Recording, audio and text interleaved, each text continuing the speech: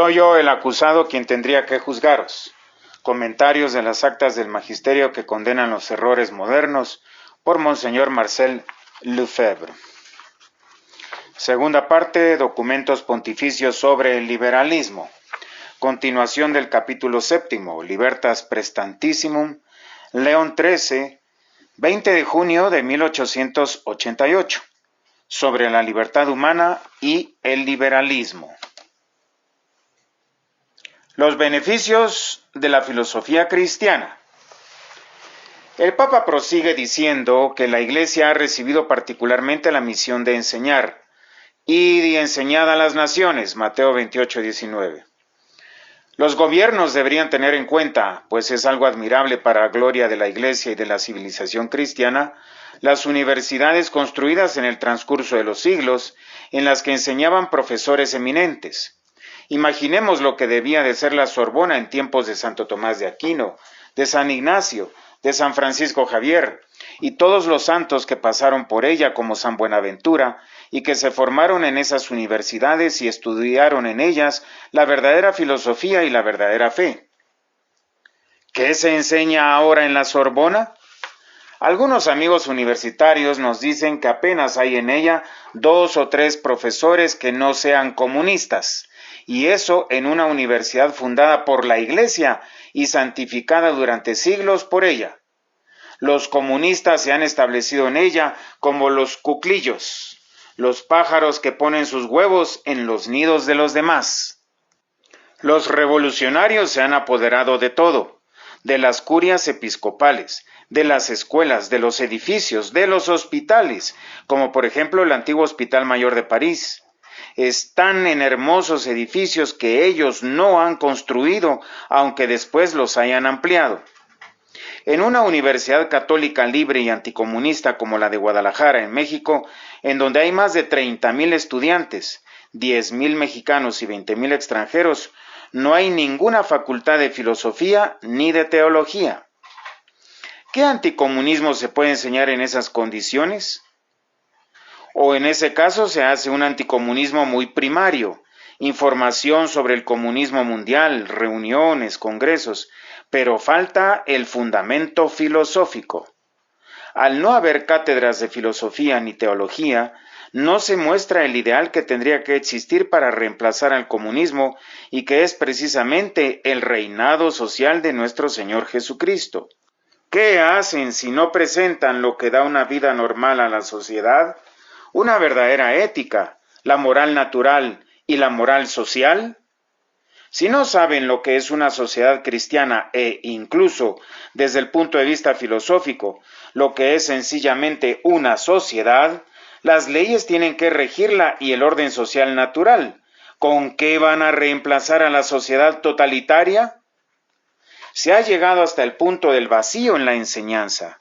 De ahí la importancia de nuestros seminarios. Pronto los sacerdotes que formamos serán las únicas personas en todo el mundo que conozcan los verdaderos principios filosóficos que no son nuestros, ni los del padre tal o cual, ni de tal o cual profesor, sino los de la Iglesia. La filosofía tomista. Ya no se quiere hablar de la filosofía tomista, aunque los papas no han dejado de recordar que la Iglesia se la ha apropiado hasta el punto de hablar de Santo Tomás de Aquino como del doctor común. Es la filosofía enfocada según el espíritu de la fe y de la verdad. La mayor parte de las encíclicas se refieren a esta doctrina. Si queremos conocer la realidad, el mundo y la esencia de las cosas y de todo lo que Dios ha creado, tenemos que sumergirnos en la filosofía de Santo Tomás, la del sentido común. Esta filosofía es admirable, aunque nadie la quiere en ningún lugar, ni siquiera en Roma, ni en la gregoriana, ni en el angélico, ni en el letrán. ¿Qué sabrán pues realmente los futuros sacerdotes y obispos? Serán modernistas desde el seminario, en donde se les habla de Freud, del marxismo y de la relatividad, y ya no saben qué es la verdad. Esto es espantoso. De ahí la importancia de nuestros seminarios. Los sacerdotes que salgan de ellos tienen que ser columnas de la verdad.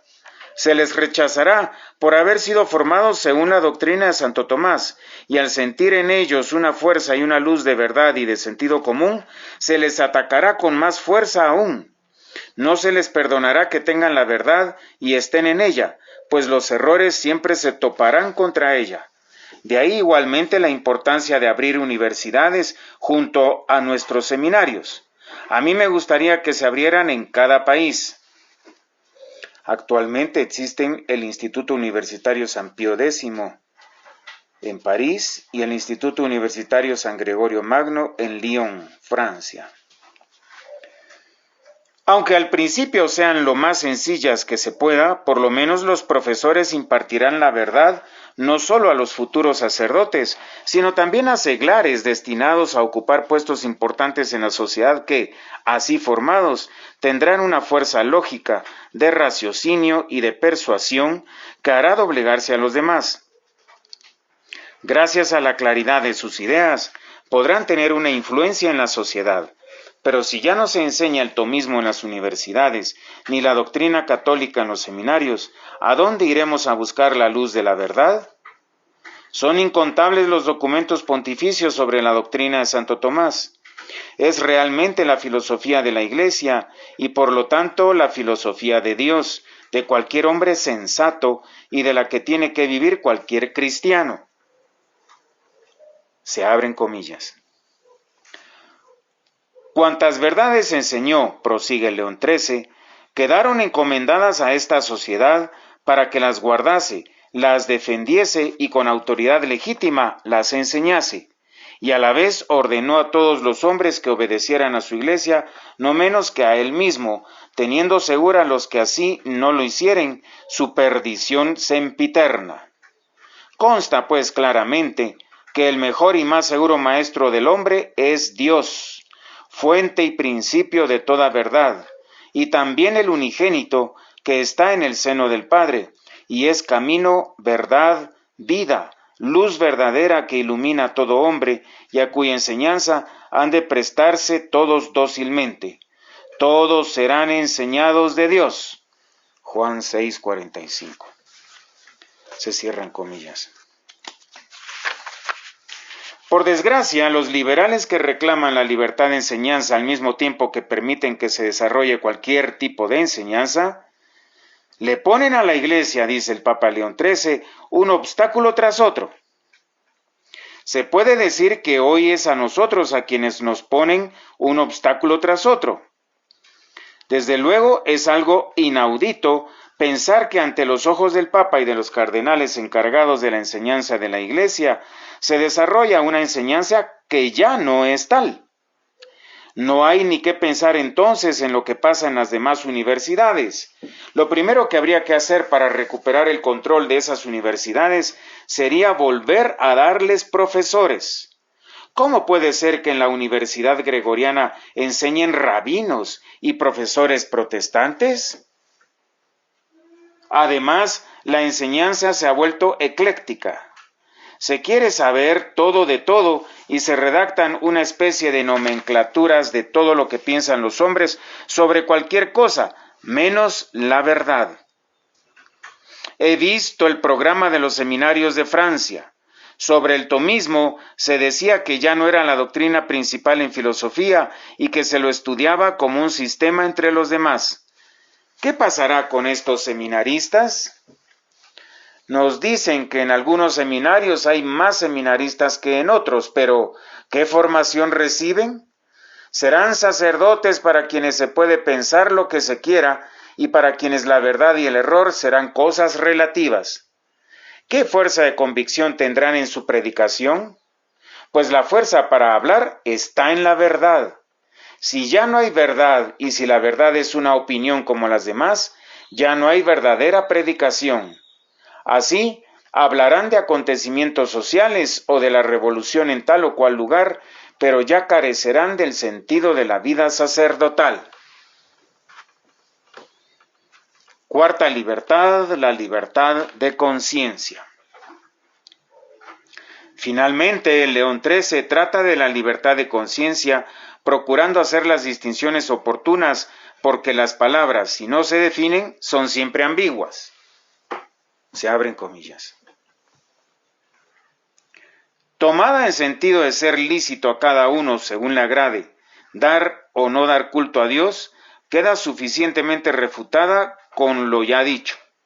Pero puede también tomarse en sentido de ser lícito al hombre, según su conciencia, seguir en la sociedad la voluntad de Dios, ex conscientia officii, y cumplir sus mandatos sin el menor impedimento. Esta libertad verdadera, digna de los hijos de Dios, y que ampara con el mayor decoro a la dignidad de la persona humana, está por encima de toda injusticia y violencia, y fue deseada siempre y singularmente amada por la Iglesia. Este género de libertad lo reivindicaron constantemente para sí los apóstoles, lo confirmaron con sus escritos los apologistas, lo consagraron con su sangre los mártires en número crecidísimo. Se cierran comillas. Una ambigüedad culpable y fatal. Hoy en día se mezcla todo. Hace algunos años, en la canonización de los mártires irlandeses, el Papa Pablo VI pronunció un discurso lleno de ambigüedades basado en la expresión libertad de conciencia, como si esos mártires hubieran manifestado la necesidad de esa libertad y hubieran muerto por ella. Esos mártires comprendieron la libertad de conciencia tal como la va a definir León XIII. Libertad para afirmar la verdad y para adherirse a ella. Sería algo muy distinto si se tratara simplemente de defender la libertad de cualquier religión, culto o pensamiento. Ellos no fueron al martirio por defender eso. Se negaron a pasar al protestantismo diciéndose, eso es el error. Así que los mataron por la verdad y no por decir, todas las verdades son libres. Es algo inadmisible jugar con la sangre de esos mártires que manifestaron su adhesión a la verdadera fe, haciendo creer que querían defender la libertad de todas las religiones. Hoy, cuando se pide la libertad religiosa, ya no se la define. Por eso hay que ser claros. Defender una cierta libertad, la libertad de las personas, para que no haya investigaciones exageradas por parte del Estado para saber qué piensan y luego perseguirlas, es algo que está muy bien. Decir también que no se puede perseguir a las personas en sus casas y en su intimidad por profesar tal o cual religión, por ejemplo, musulmana o budista, está muy bien. Pero no puede ser que se dé la impresión de que la Iglesia Católica defiende la libertad de todas las religiones, pues no puede defender la libertad del error. Pedir para todas las religiones la libertad de poder, al igual que la religión católica, expresarse exteriormente, tener su prensa, instituciones, escuelas y templos, es meterse en un terreno peligroso. Si no, un día veremos templos y mezquitas por todas partes. Y los católicos no podrán decir nada, por haber querido ellos mismos dar la libertad al error, y hay que saber qué es lo que se quiere. La verdadera tolerancia. Precisamente León XIII habla un poco más adelante de la tolerancia. Entendemos que sea necesaria en los estados, pero una cosa es tolerar y otra dar un derecho. El mal se tolera, pero no se aprueba. Es algo que ya vemos en nosotros mismos. Somos pecadores y tenemos tendencias malas, pero no vamos a suicidarnos porque no podemos tolerar nuestros vicios. En cierta medida, tenemos que soportarnos nosotros mismos, sin aprobar por ello nuestros vicios. Los soportamos intentando combatirlos y restablecer el orden en nuestra propia persona. Lo mismo vale para las sociedades. Están enfermas. Querer suprimir todo mal sería hacer que la vida social fuera imposible. No vamos a matar a la sociedad. Los estados se ven obligados a tolerar ciertas cosas. Antes se llamaba casas de tolerancia a lo que eran casas de prostitución. El Estado juzgaba que tenía que tolerar eso, porque si hubiera querido suprimirlas, la prostitución se hubiera extendido por todas partes y hubiera sido peor que reglamentarla. El Estado es el que tiene que decidir si hay que tolerar o no. El Estado y los príncipes católicos, que atacaban el vicio y los pecados públicos, toleraban esas casas, pero era una libertad muy limitada. Veamos qué nos dice León XIII sobre la tolerancia. Se abren comillas. A pesar de todo, la Iglesia se hace cargo maternalmente del grave peso de la humana flaqueza y no ignora el curso de los ánimos y de los sucesos por donde va pasando nuestro siglo. Por esta causa, y sin conceder el menor derecho sino solo a lo verdadero y honesto, no rehúye que la autoridad pública tolere algunas cosas ajenas a la verdad y a la justicia, a fin de evitar un mal mayor o de adquirir o conservar un mayor bien. Se cierran comillas. El Papa recuerda que Dios mismo permite el mal aunque Él no lo quiere. No puede quererlo, pero lo permite en vista de un bien mayor o para evitar un mal mayor. Tolerar no significa conceder un derecho. Tengo que recordar que antes del concilio se habían redactado dos propuestas o esquemas, el del cardenal Bea sobre la libertad religiosa y el del cardenal Ottaviani, que hablaba de la tolerancia religiosa. Ambos se opusieron violentamente y el cardenal Bea, levantando la voz en plena reunión, dijo: «No estoy de acuerdo para nada con ese esquema». Ahora bien, la tolerancia religiosa es realmente la doctrina tradicional de la Iglesia, según la cual no se puede hablar de libertad de las religiones. El error se tolera en ciertos casos, pero no se le reconoce un derecho natural. Por ejemplo, en países como Alemania, donde hay la misma cantidad de católicos que de protestantes, no se puede suprimir el protestantismo. Pero en estados tan católicos como España, donde había muy pocos protestantes, las leyes favorecían precisamente al catolicismo, impidiendo el desarrollo de instituciones protestantes.